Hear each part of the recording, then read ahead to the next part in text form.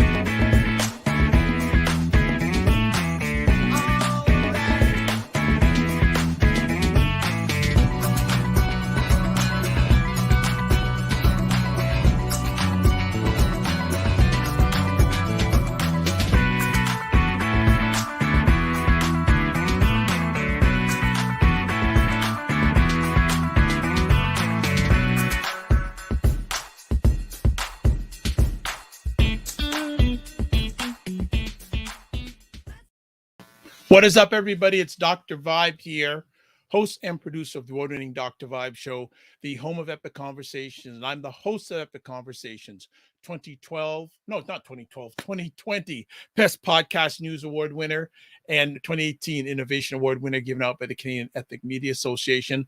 And I host the only online conversation in the world for dads and fathers that is co-sponsored by Dove Men Care, and also co-sponsored by Dads Central, Canada's national fatherhood organization. And through that collaboration, I was part of a team last year that reached out directly or indirectly to over 100,000 fathers around the world. Blessed to have that opportunity. As always, I'd like to say you're blessed, highly favored, a magnet for miracles, and a solution for someone's problem. We're broadcasting live on January 23rd. It is cold in Toronto again, but we're getting through it. Earlier on this week, was it last Monday? We had like about 16 inches of snow. So some people are still recovering from that snow, but we're good here. We're broadcasting live today and most Sunday afternoons. In fact, all Sunday afternoons now, 5 p.m. Eastern Time. We have Black Canada Talking. What's Black Canada Talking all about? It's a live online event that provides Black Canadians the opportunity to give their takes and POVs on stories that are of importance to them. And we have a returning friend from, I like to say, the left coast on Black Canada Talking today. We're pleased and blessed to have, Dr. Lisa Gunderson back on. Let me give you a little background if you haven't got to know her yet or haven't seen her yet. Dr. Lisa, otherwise known as Dr. G in her communities, is an award-winning community leader, psychologist, and educator. She founded and operates One Love Consulting, which provides services to ministries, businesses, educational institutions, private public organizations in Canada and the United States, focusing on racial equality, systemic racism, and anti-Black and anti-racism.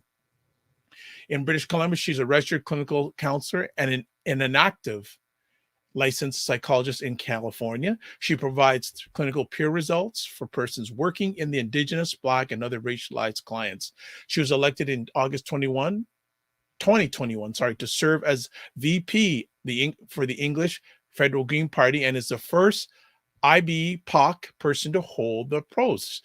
Known in her communities, she is very active in African Canadian communities. Two current areas she is working with is the Black Youth Empowerment. So if you watch Black Canada Talking, we had that little group on a few weeks ago, most of them, an amazing group of ACB youth, and they are amazing, on bystander intervention program for Black youth, and also working with ACB men in CSC. A former tenured U.S. professor, she has taught numerous at universities and colleges all throughout Canada and the United States, provided key subject matter expertise to the Ministry of Public Safety and the Solicitor General during the development and implementation of provincial training on fair and impartial policing.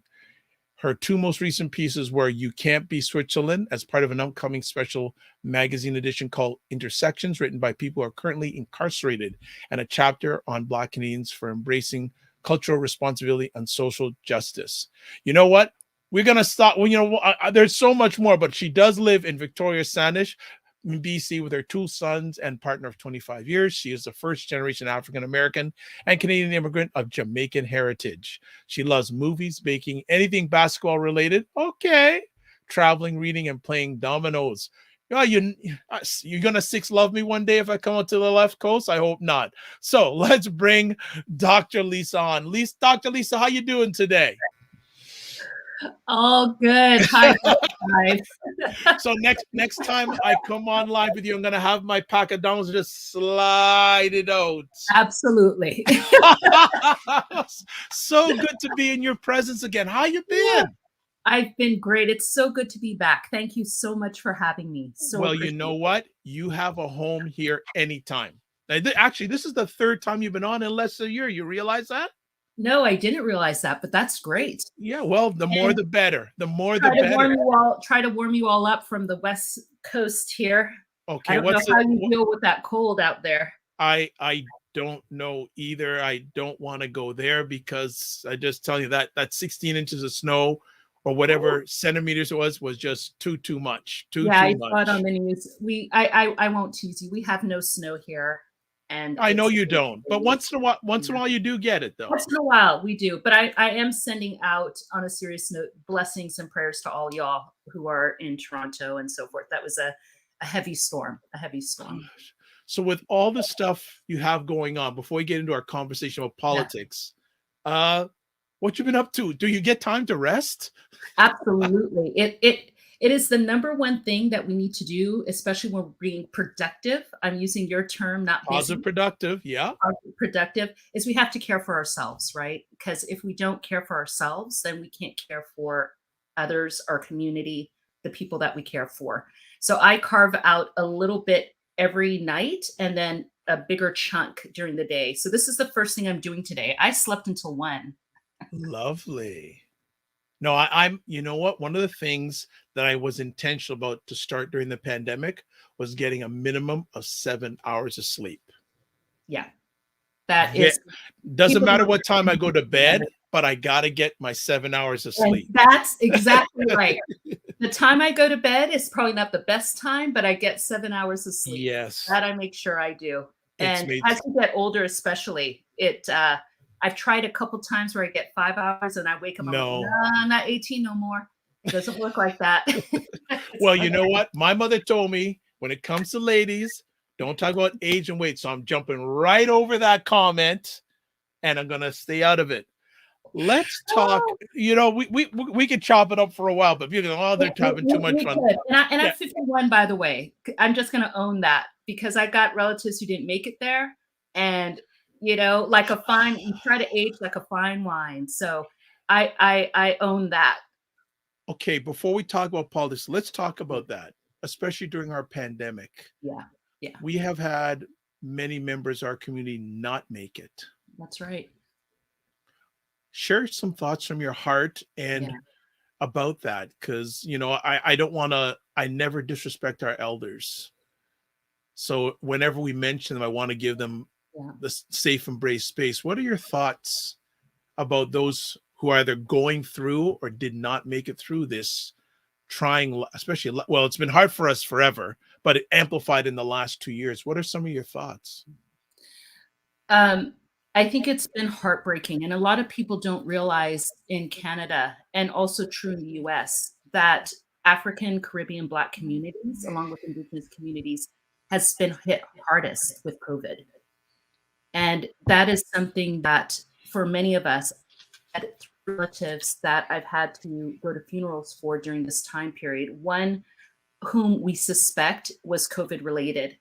And I mention that because it's not just the loss of our community members to COVID, but it's also the loss that we've had of our relatives during this time and not being able to grieve them the way we can culturally grieve them. So if you had told me, for example, that I would have been to a funeral of my uncle who's in Jamaica via YouTube, I'd have told you were ridiculous, right? Yeah. On the one hand, I'm grateful that I was able to watch the funeral, right? That's technology. But the idea that I couldn't be there with my family, um, holding hands and having that comfort. And so if you just extrapolate that to what's happening in our homes, many of our elders are isolated, especially those who aren't very adept with technology, for example. Yes. Many of us aren't able to engage in our community events. We haven't had a real community event in our community for almost 2 years. And Mm. that is really tough, especially when you live in places where there's not a lot of us and you need those gatherings to kind of re energize. So, some of us, I have a sister friend group, we've tried to do some online stuff. It's not quite the same. And for Sure. our youth, it's been particularly tough, especially when they weren't able to go to school, when sports and other activities were canceled. So those rates of depression and anxiety are real. And so what I'd like to say is, please, if you feel that the anxiety, the depression, know you're not alone, that you don't have to be a super person. You see all those snapshots sometimes on Facebook. Everybody's like, "Hey, I got this. Hey, I got." The average person doesn't have that. And Right. just know that you're not that way. Please reach out to somebody via phone or via text, a friend. Just try to keep some sort of connection. And in our communities, we're not necessarily big on seeking mental wellness help. But if you find that you can't, the regular things that you use to keep yourself up and elevated aren't working, please reach out to somebody and get some help for that. And have some hope. It is going to get better. We're on the shoulders of our ancestors who've been through so much. And this is just our trial, right? But we will get through it. I promise you, we will get through it. You're setting yourself up for your fourth appearance now.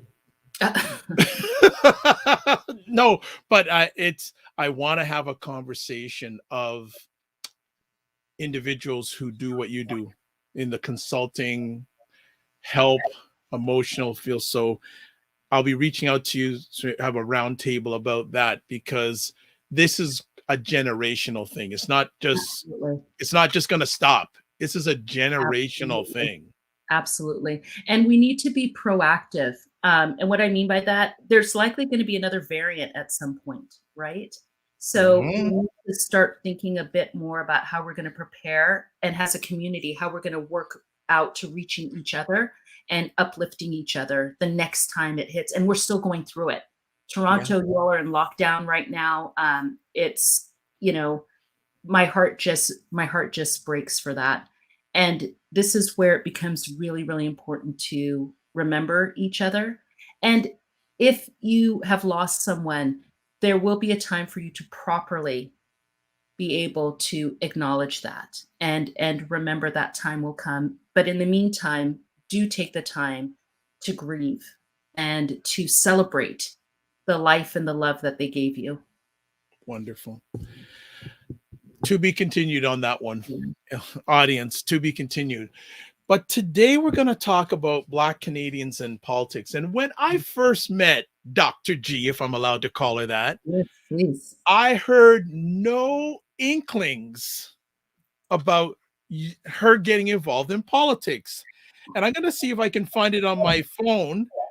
A little while back, she sends me a text message about her getting involved in politics. I go,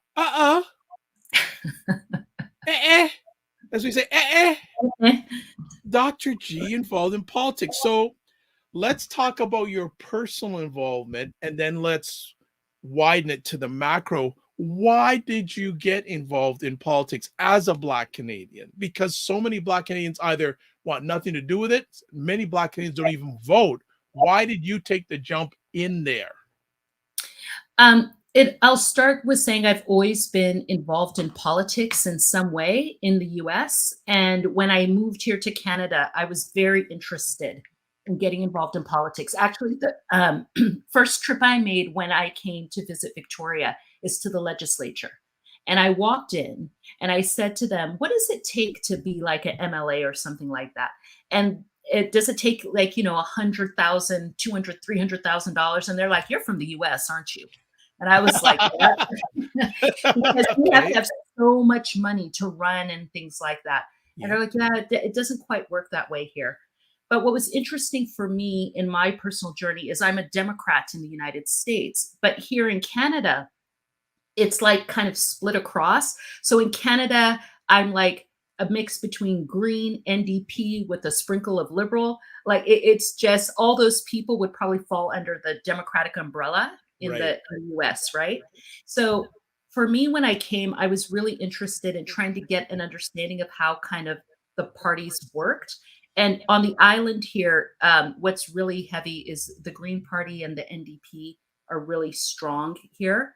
And I just wanted to start getting involved in different ways. And some people that I knew were involved and invited me to something called the Women's Congress. It was like a training for women who might be interested in going into politics one day. And we came from all over BC.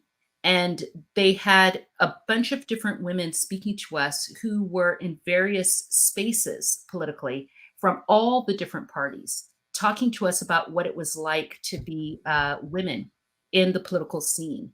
And that that training was just fascinating to me and really opened up a lot of things. And a couple of people started just to ask me if I'd be interested in doing some things. Mhm. So I actually was a pundit. I volunteered on a couple of campaigns. A friend of mine was running, so I volunteered on his campaign. Um, I joined my writing association, and behind the scenes, I was working on issues of diversity and dealing with how do we get involved in politics. And then I was a panelist on a variety of different things, part of the Diversity Equity Committee on the inside as well. And I was asked to represent or speak at a piece on proportional representation. So I was with John Horgan, and they had a representative, and Andrew Weaver and myself. And the four of us spoke with thousands of people around this idea of proportional representation. Mhm. And within ACB community, African Caribbean Black communities, we were having separate conversations about Black people getting involved in politics and what does that look like. So we're having those parallel conversations no matter what your party or interest was, conservative, liberal, green, NDP, it didn't matter. It was about the lack of representation for us in politics. So I quietly have been involved in it for years, probably 8, 9 years. Mhm. I was involved, and then more visibly the past probably 3, 4 years as a news pundit and things like that here in BC. When you decide, what was the moment you decided to get involved, or what was the process? Sorry, what was the decision process to commit yourself to the Green Party? Um, I think it was twofold. One, just a lot of people that I was around were in that realm, and also kind of in the NDP realm as well. And so I often, and I say this whenever I speak in green spaces and so forth, I see myself as kind of a combination of both still. And part of it was looking at the platform and their commitments to certain things like social justice, right? Looking at issues around the environment.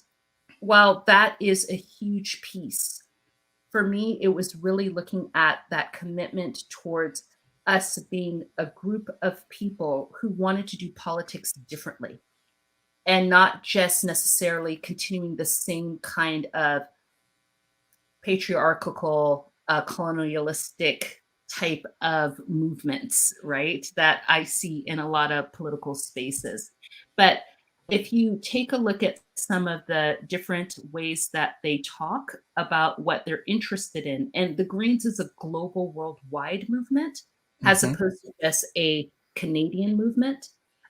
Now, how we go about actually engaging in living up to those different values and spaces is an interesting conversation. But for me, the people that I was around we're very much committed to trying to carve out space for groups that are historically not represented in these spaces, and understanding that linkage between things like health care and education and mental wellness. And what does that mean on a provincial and national level? And how important those kind of issues are. And trying to stick up for the average person and not necessarily people who don't have to worry about the things that many of us have to worry about. Layered, of course, with the idea of climate change. For me, it's about racial justice, that is a key component. And without that, things like the environmental movement can't move. So I kind of saw, for me, that the way to get that moving is to get us more involved and what our issues are, put that in the forefront. Because we are the first true environmentalists, Indigenous peoples, whether it's Indigenous to this country, Indigenous to the continent of Africa, etc. You know, that the environmental movement isn't it was started by us. I'm talking about Black, brown folk. Mhm. Okay. I should have, I don't know if I should have asked this question before, but I ask it now. When did you decide, and who was the first person you told after you made a decision to say, I'm going to make a leap into the political ring? My family, first and foremost, because they're the ones that are going to be impacted the most. I was asked by, the first time I was invited to the legislature was actually by Andrew Weaver, back in the day, which is fascinating in and of itself. And that was the first time I went and observed the legislature and just thought, wow, these people aren't acting right at all. I wouldn't allow my child to act like that. It was ridiculous. Yeah. And then I also got invited later on by some people from the NDP as well. But my family first and foremost. And then the question started to become, you know, am I thinking provincially? Am I thinking federally? In terms of the federal piece, that was Annemie Paul. And she called me, well, her campaign person called me. And then also she then and I spoke as well. And she and I had been speaking prior in the background before. So it was because she was thinking about running at the time. And I that was very inspiring to me. I was like, okay, that there's some other people who were very much in that space as well that I was impressed by. And that included as well, like Elizabeth May, who is a neighbor in my area as well. Sonia Furstenau and Adam Olson, who are provincially here. We're doing some amazing things. Adam is Indigenous, Sonia being a woman. So they right now are the two representatives here in BC. Sonia is the leader of the party.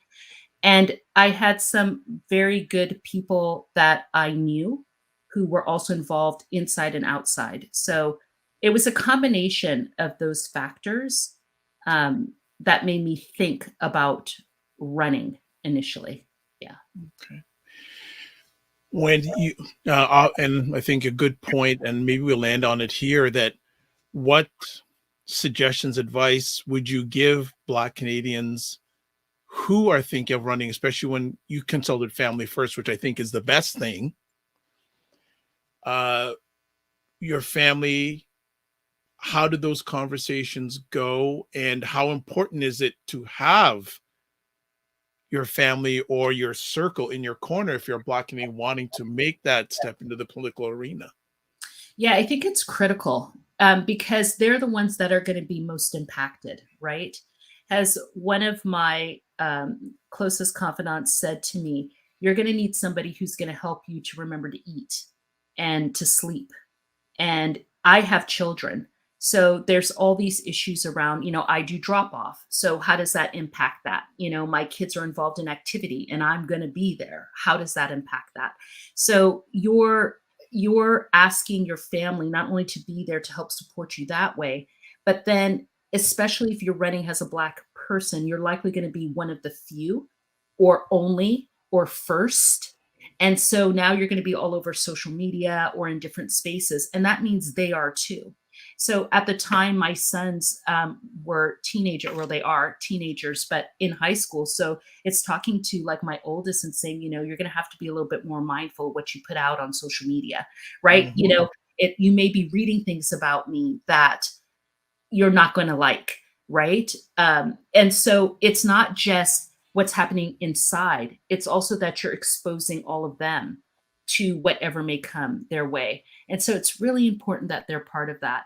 The second critical piece before putting yourself out there as well, though, is talking to other people who are where you're trying to be. So when I got the initial interest calls coming in, one of the first things I was doing was talking to other women who were either MPs or MLAs. Like, how is this really? Because you know how they have like all the pretty stuff, and it's like, tell me the truth. Like, what is it really like?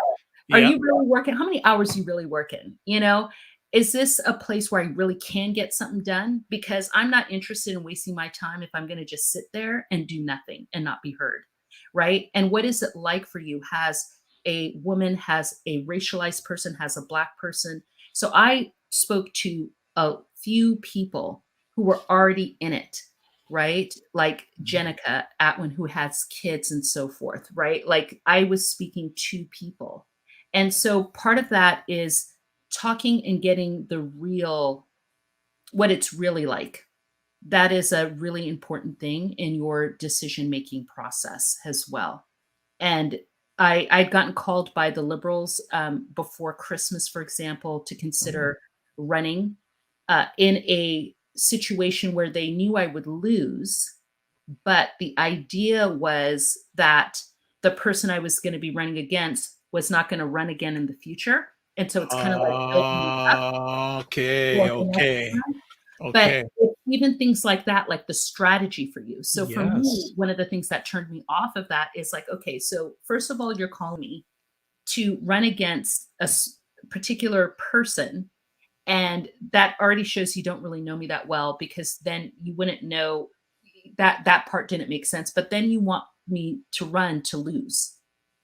I'm not interested in that. I'm not trying to put in all this time to lose. You know what I'm saying? Like, no, I didn't like that. So part of it is really thinking about as well how the party is going to back you or support you or not support you, kind of where they see you in the larger kind of picture, right? That's part of the process as well. Wow, people have to realize it's very strategic. It's very, very, very. So you decided to run. How was campaigning like? So Because again, a lot of people only see the outside. Yeah. So I had an interesting run because I decided to initially when I was going to run as an MLA, but I wasn't a citizen. And so my citizenship was supposed to be done, like you would say, 2 years prior. I could have been a citizen years ago, but I just didn't do it. And then I decided to do it because it was holding me up for doing other things. For example, if you want to run for your school board, because we're talking about provincial and federal here, but there's so many other ways you can run.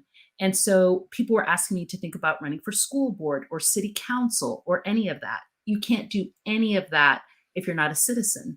So I got my citizenship, but it was just kind of in the works. So you didn't know when it was going to come. And then there was a snap election here in BC. And it caught everybody by kind of surprise, but I couldn't qualify, right? So it was like, okay, that's interesting. But then there was the federal election, and I have interests that actually go across both. And that's a different thing Canadian-wise, which is very interesting, is that if you're interested in education and mental wellness, that's provincial. But corrections and, say, international affairs, that's federal, right?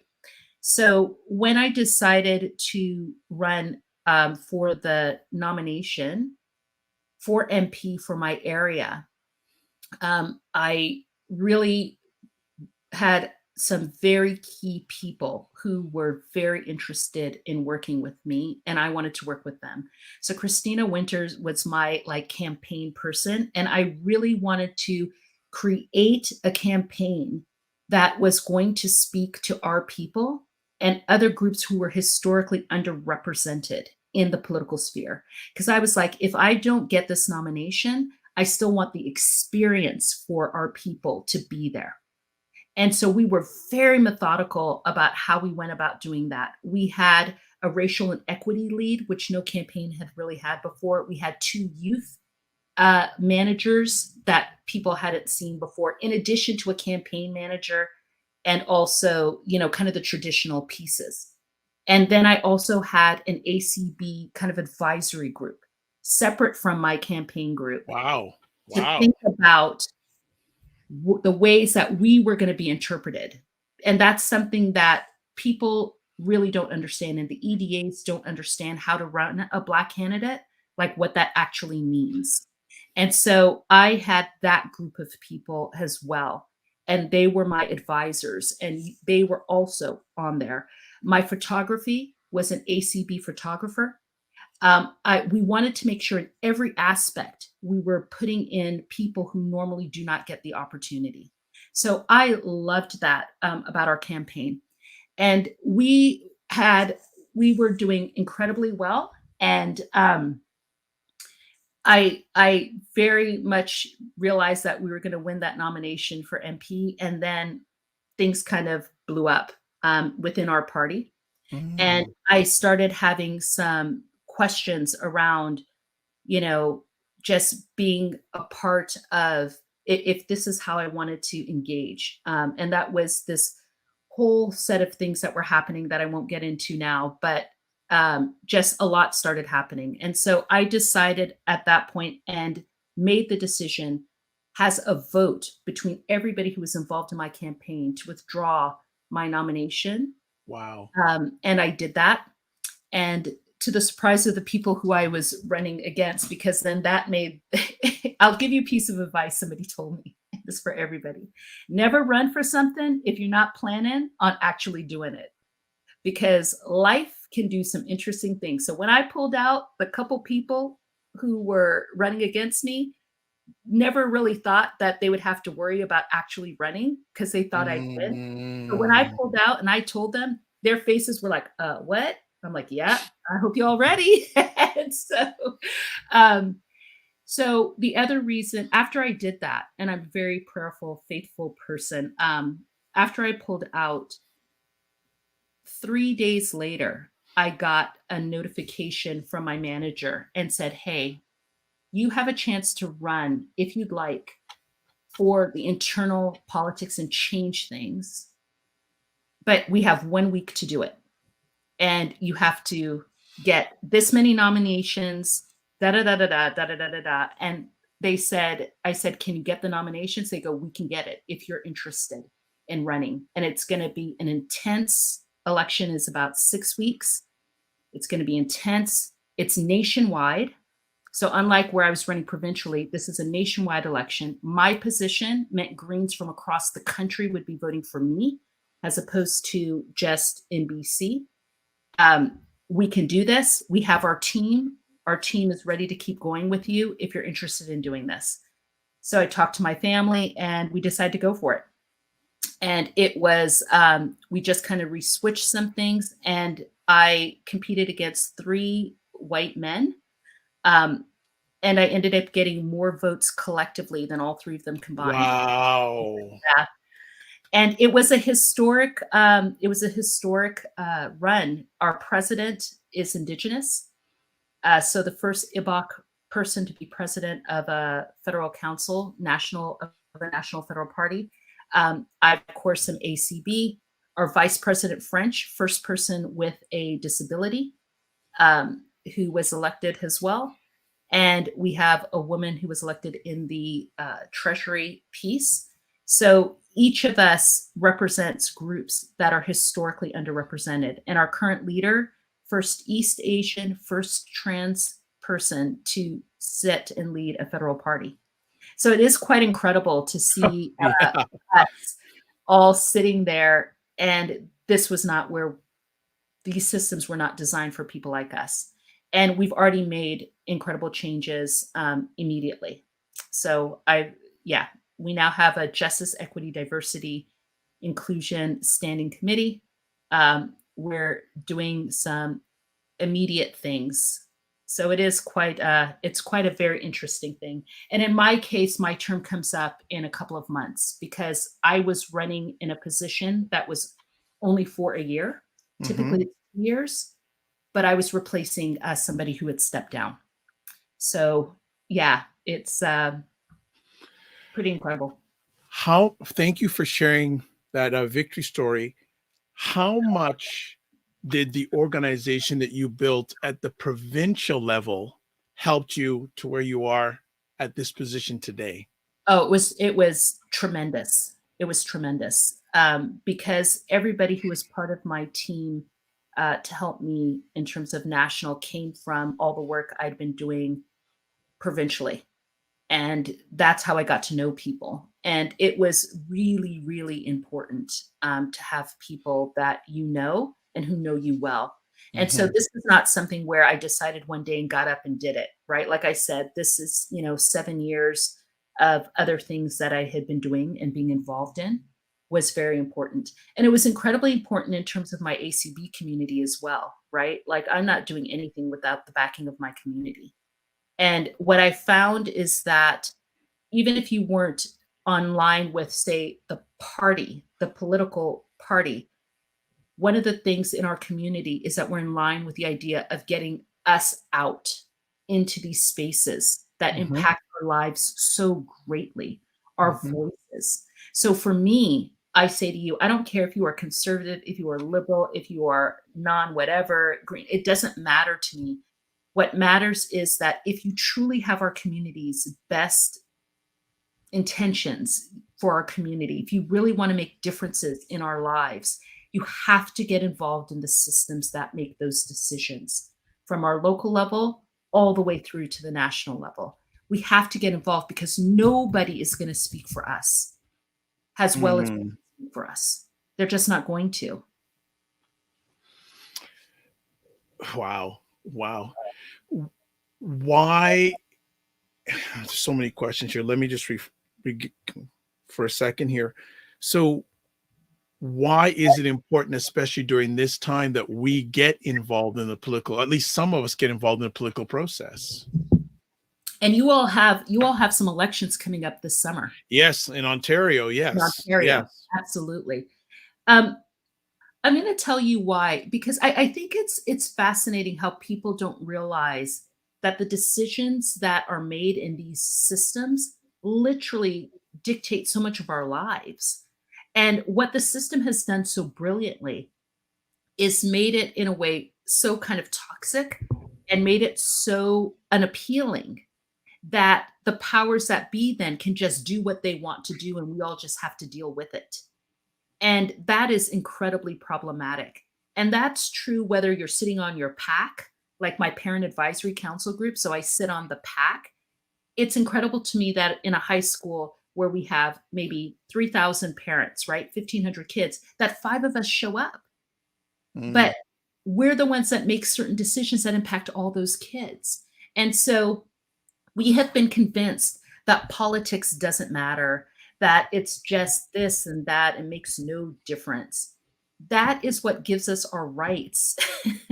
And these are the things that make it possible for us to even be sitting here today.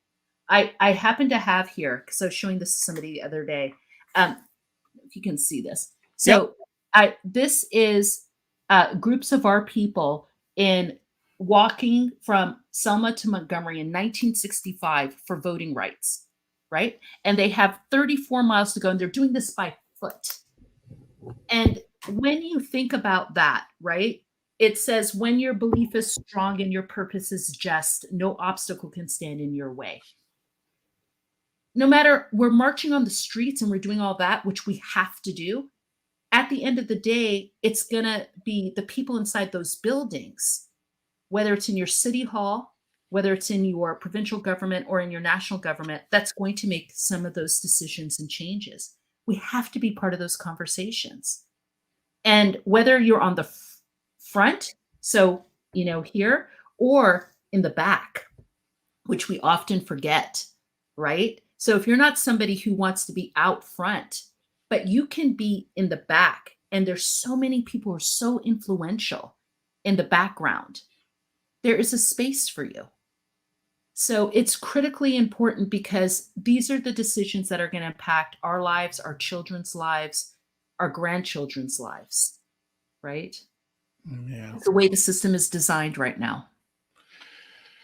So if someone wants to get in, where do you feel Black Canadians, I'm a Black Canadian, I want to get involved in the political process, where's the best place? Is it municipal, provincial, federal? Because a lot of people don't realize a lot of things happen at the provincial level, and so they may not need to do the national thing. Exactly. What are your thoughts on that? It's all about thinking about yourself and what you love, like where your interests lie. Where's your passion? When you hear the news and you hear a story about City Hall doing something locally, does that get you fired up, or do you turn the channel, right? When you hear something about mental health, do you get, yes, I want to do something, or do you switch it? So the first part is kind of figuring out where are your interests and where does that lie? And you have to have that, because to be actually humble and to actually show passion when you're running, when you're campaigning, the difference between somebody who's trying to do this for a career versus somebody who's really trying to make a change is you can hear it when people are talking to you. And that's one thing, whether you like me or not, in terms of my politics, I am real. And people could hear that, and they could hear the passion. And I'm not trying to front or do anything like that. So think about what really inspires you, what areas you really want to change, right? You got to think about that. And then that will help you dictate where you need to get involved, because certain levels are in charge of certain things. So if you're interested in your city, then look at municipal politics. Right? If you're interested in your school, your local school, think about maybe your local school board. When you think about City Hall, there's being a mayor, there's being a councillor, there's other things that you could think about doing. If you're interested in, like I said, maybe mental wellness or education, that's maybe provincial. So when you start to think about where you're interested in, that will start to help you kind of figure out. And if you're not sure, there are many, like I was part of our Planning, Transportation, and Economic Development Committee for my city, because I was kind of interested in what is city stuff like, and they're always looking for people to volunteer for those kind of committees and so forth. And that's a good way to kind of get a feel for what it is that you might be interested in as well. Shadow some people, see what you're interested in, pick up the phone and call some people. And we call them MLAs here provincially. They're supposed to talk to you. They're supposed to talk to you. So just say that you're interested. And then there's also some national organizations that talk about Black vote.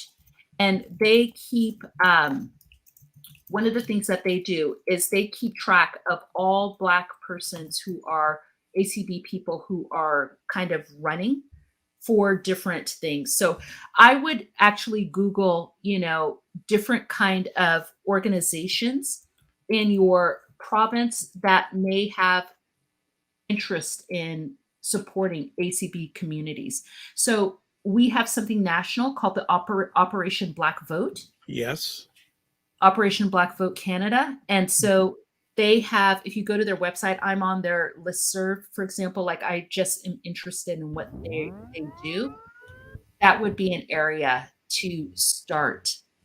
I also have done, I always like doing research before I get involved in anything, and I learned a lot that way. But it's good to learn about the history of Black folk within your province and good point. space, right? Very good point. Very good point. Very good point. Are you noticing more interest and engagement by Black Canadians in politics since you started your journey in Canadian politics? I'd say kind of yes and no. The the no part is I'm still not really hearing about us on a big scale, you know? I suspect next month with Black History Month, all sorts Mm. of interesting things will happen and the parties will try to pull out something. Um, but in terms of yes, the yes piece is within our communities. I have seen a lot more conversation. There's a lot more panels. There's a lot more discussions, at least here in BC, about how we can get involved and in different ways. This past election, like I said, they had speakers for all the major parties and really trying to get us involved. What's unique and interesting about Black space and politics is that many of us are coming from countries where being part of politics is either seen as negative or is it has kind of dirty aspects to it, like people are bribing people or other things. In other words, being a politician isn't necessarily a good thing. And one of the things that I learned being part of these discussion panels is that if we want to get more of our community involved, we have to think about where people are coming from and their political experiences and how to kind of switch that up a little bit, that no, this is something that is worthwhile in getting involved in, even though it is still kind of dirty and stuff here as well. But I never had thought about that before. I was always taught, get involved in politics, da da da. Da. But we're a heterogeneous group of people who have very different backgrounds when it comes to politics. And that's something that's never really addressed about how to deal if you have a negative idea around politics, how to deal with that. So that is really important to have our own conversations. Mm. And then what it's like to run. I'll give you a quick example. If you're going to Sure, run, take your time. if you're going to run, for example, for a campaign, one of the things that many campaigns don't think about, and you have to tell your EDA, is have a little bit of extra money to have more signs. Why? Because it's likely that your signs are going to get some sort of racial epithet across it, right? We see it with our Asian Canadian counterparts, etc. And so when parties don't think like that, oh, yeah, I may need a different thing because people are going to scrawl stuff across that. Those are the kind of little things that people need to understand. But on our part, how are you going to protect yourself while you're running? So for me, I didn't look at my social media per se, Mm. right? Mhm. I had somebody else who kept that. And things that I want to say, I say, and then it goes out. But I don't need to be sitting there reading people's mess if they're going to come down that way. So there are little things you have to think about to kind of protect yourself in these spaces. Yeah. So there is definitely more conversation going on within our communities for sure. It's really interesting. I'm just wondering, and I know you can only relate through the Green Party. How many parties have that infrastructure for someone who is Black, who wants to run, making them aware and providing the supports that, hey, your signs may get this, your signs may, all those things. I don't, again, Oh, go ahead. I can tell you. Go ahead. And I know it's the Green Party doesn't really do that. Neither does the NDP, neither do the Liberals. Oh, Like, wow. that's one of the things I learned within the conversations within Sure. my own communities. Sure. Is hearing from different people who were running for different parties. And we all had that kind of same similar type of conversation around, hey, what is missing here? And that's what we're hoping that we can share with the parties to really be able to say to them, if you're going to run people like us, you need to listen to what our experiences are going to be and what that's going to be like. So I have heard different stories from different parties about people being invited in. So the parties want us, right? So they bring Of you in. course. And then an event happens. Let's say the murder of Mr. Floyd, for example. And then some parties very much will dictate what you have to say. That was one of the things that appealed to me about the Greens is there was less of that, right? Like they're not going to tell me what to say. But some parties are like, this is what you need to say. And one of my sister friends said, I read what they put. I was like, hell no. A Black woman would never say that about this. And she had to get into a tussle with them about that. Wow. Right. And so that was very kind of disheartening. And so I don't think we're at the point yet with many of the parties where they have gotten beyond, if you're trying to go beyond performative and really trying to make us part of the cake. So I like to use this example that we're not icing on the cake. Like if you Right. have it, oh no, we are the cake. Like we're the butter and the eggs. You're If right. we're not going to listen to our lived experiences and integrate that into your knowledge of the structure, this cannot work. And so I think it's fair to say that there is a lot that all the parties need to learn, not just running people like us, but other historically underrepresented groups as well, right? Because there's the intersections.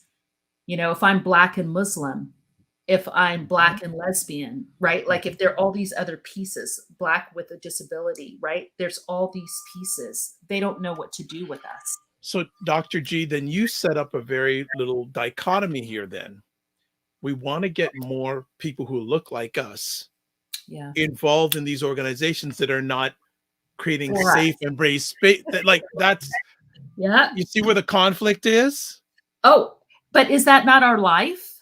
Yes, but then what Right? can what so It's what like can waiting what for can everybody's- what can be done? What can that person who's interested when they get the reality check Yeah. hit them and turn away? And do we blame people saying, no, I don't want to get involved because they're not making room for us? They I'll tell you they this. won't create a safe and brave spaces inside their own arena. So I will answer that in 3 ways. First of all, I would never tell somebody to stay somewhere where they feel like it's hurting their mental wellness and stuff, period. Whether it's the politics, the job, or whatever, you have to take care of yourself. And you have to have a certain temperament to deal with the systems this way. And if you don't, that is okay. Do you know what I'm saying? Like, Mhm. that's just not the lane that you're supposed to be in. And there's no shame or guilt around any of that. And I think that's really important to say because I think sometimes people, we kind of put out this thing that if you really care, you'll do it no matter what. You'll put up with it no matter what. No, we all have a line and a boundary, and you have to honor that. So there's no shame in that. So if you need to bounce, bounce. Um, the second piece to that is where we have to get serious within our own communities about helping each other. What I'm hoping is, and what I, before pre-COVID, is I wanted to do a similar kind of Congress like the one I did as a woman for Black folk, right? Like we need to get together and we need to help create systems to help each other deal with this kind of thing. And that's something I'd love to see us do more nationally as well. Like how the States has like the NAACP and things like that. We need to have Or the- something like yeah. that and a Yeah. political branch. And then that branch is going to be having, pieces in provincially, but we have to have those conversations. I would love for us to have a national convention for Black politics, right? And we have to build those structures to also hold these structures accountable as we work on disrupting, dismantling, and abolishing those pieces that are holding us purposefully kind of away. So that's the second thing. We have to get serious within our own communities. And I think many of us are, but we have to work more together and not in silos. And we have to figure that out because you themselves, right? The third piece is for those of us that are in it, we have a responsibility to do things differently, to create, shine light on the parts that aren't working, and then create spaces so more people will come in and feel more welcomed. That's on us. So if we're honored to be able to be in certain spaces, then we can't just sit there and be like, okay, cool. We have to do things differently. And that's what, at least I know, when I'm done in 3-4 months, I know that I'm part of something that's going to be there long after I'm gone. That's why, like, creating a JEDI committee, the Justice, Equity, Diversity, Inclusion, is not an ad hoc. It's standing, meaning that it will be there for in perpetuity, right? Like requiring a review from an outside source to look at anti-Semitism, anti-racism, all that stuff, to do a study on all of those things. That's something that is in my power to help with my colleagues and convince them, which when you have a group like I do, you don't have to convince anybody of anything to make things happen. So whether you're sitting on the school board or in city council or in your provincial legislature, once you get into those positions, you have a responsibility then to make it better than the way you left it. And finally, we need to talk to our youth. See, politics isn't something you just do. It's got to be part of your understanding that it is your right. And we need to ingrain that into our youth. And that's where I get excited. So what are we doing talking to our youth about how they can change these systems collectively, right? So go speak to young people. Go get them excited about this. It's young people who really change things in a certain way, right? So we need to talk to our children and not perpetuate the idea that this stuff doesn't matter. It matters, you know? One last conversation piece before we shut down. Yeah. Is there a need for a Black Canada Party? Oh, that's a really interesting question.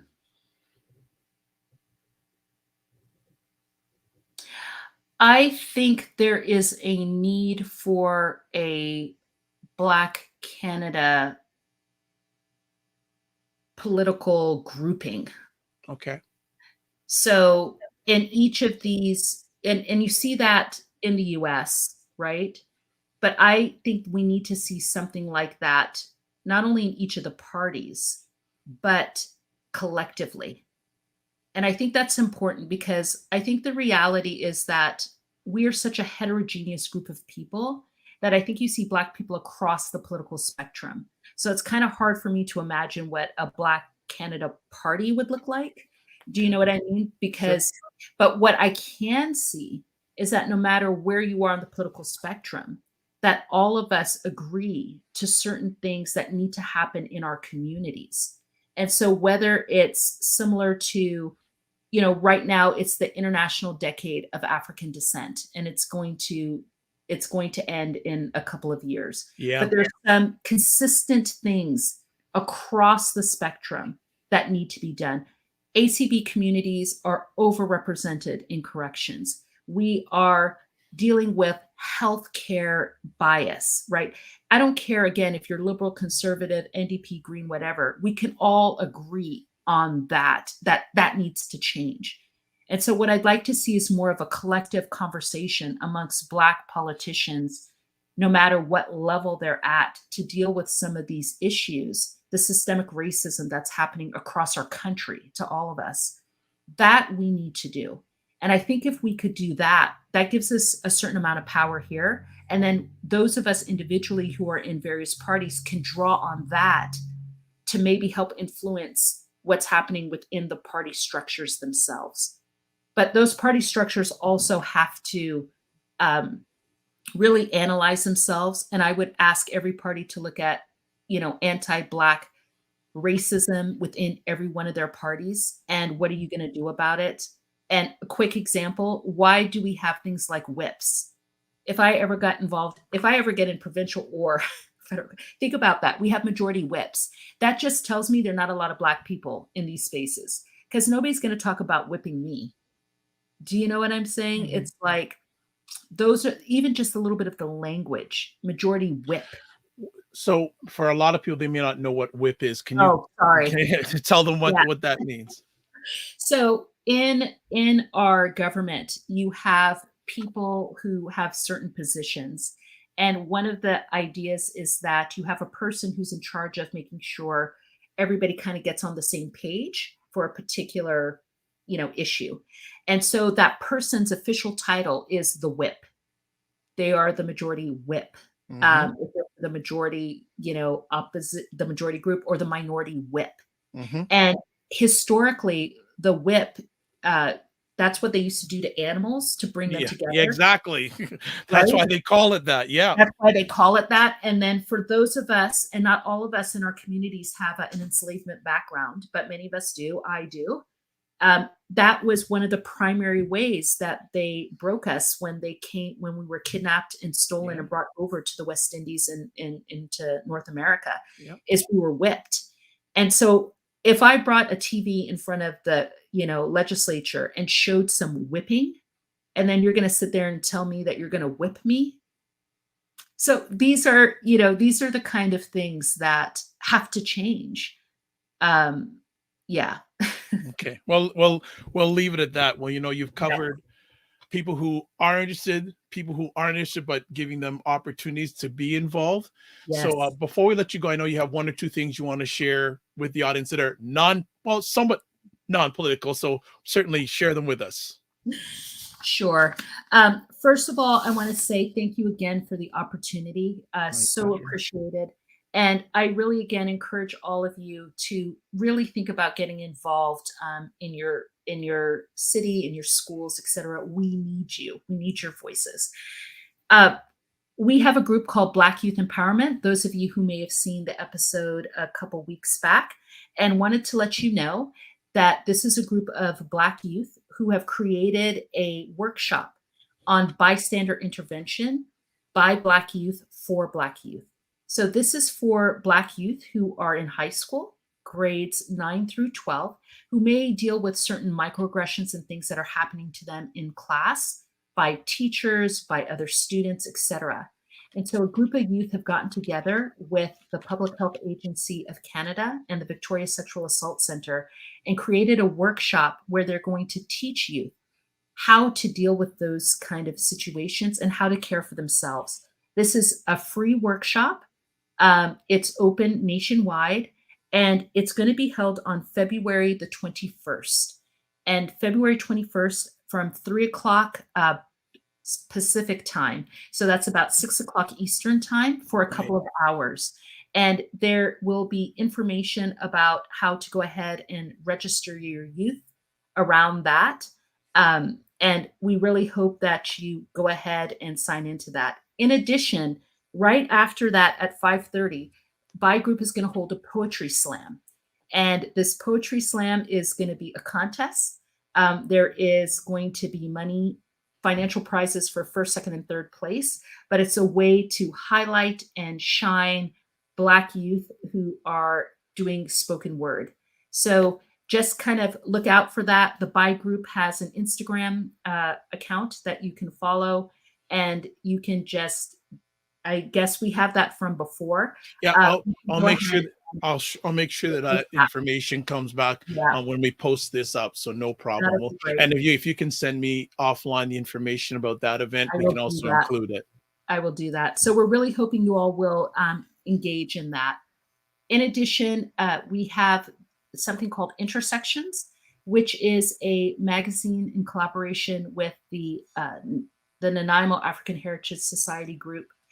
We have a group of different people who are currently incarcerated who have done some poetry and have done some artwork, etc., from various IBOC groups. Many of them are part of our communities, and they are sharing their voices. And this particular magazine is going to be passed out throughout the country in different institutions, I will say. And the idea is that the funds that are going to be raised from that are going to be going towards social justice. So just kind of keep a lookout. You will be seeing and hearing a little bit more, I think, about that next month. And that's supposed to be coming out in March. So There's All some right. exciting things happening. You don't sleep. Well, you do sleep, but you don't sleep. Okay. Well, I Dr. do. G, yeah, Dr. G, thank you so much. I'll just have our producer put up, and that's slow read. Nicely said, Dr. Lisa G. I'm going to research it tonight. Thank you. There you go. Awesome. That's And if our awesome. producer can put the website that you can, all things Dr. G, you can go to oneloveconsulting.com, and that's the hub. All right. Well, look, thank you for everything you have done, Thank you are so doing, much, will be doing. Dr. All the blessings to you and the families Much and everyone that you're appreciated. serving. And we will chat with you soon. Thank you so much. Appreciate it. Take care, everyone. Bye-bye. Keep warm. Bye-bye. Yes, thank you. Shall do. It's Dr. Vibe here, host and producer of the award-winning Dr. Vibe Show, the home of Epic Conversations, and I'm the host of Epic Conversations 2020 Best Podcast News Award winner, 2018 Innovation Award winner given out by the Canadian Ethnic Media Association, and I also host the only online conversation in the world for fathers and dads that is co-sponsored by Dove Men Care and Dad Central. As always, I'd like to say thank you for everyone who watch live or on the replay. It's appreciated, not taken for granted. You can catch me on other days of the week, Monday mornings and Friday mornings at 9 a.m. Eastern time. I host something called a conversation called The Morning Vibe with Ryan Knight. And if you go to my Facebook page or my YouTube page, you'll catch it out there. And please subscribe to the Dr. Vibe Show. We are very Google-licious. Would like to have you. And then on Saturday evenings, I host a conversation called State of Things with Aisha and Jill, where Aisha K. Staggers and Jill Jones provide their takes and thoughts on things going on in America, mostly America, socially and politically. So as always, I like to close off with this: live your life as a dream. If you can dream it, you can make it. Sometimes you have to get small to get stronger. Block assumptions, then aim bigger, aim better, aim higher, aim wider. Love, faith, and respect. Thank you to BIA Media for a great production job. God bless. Peace, well, keep the faith, and walk good.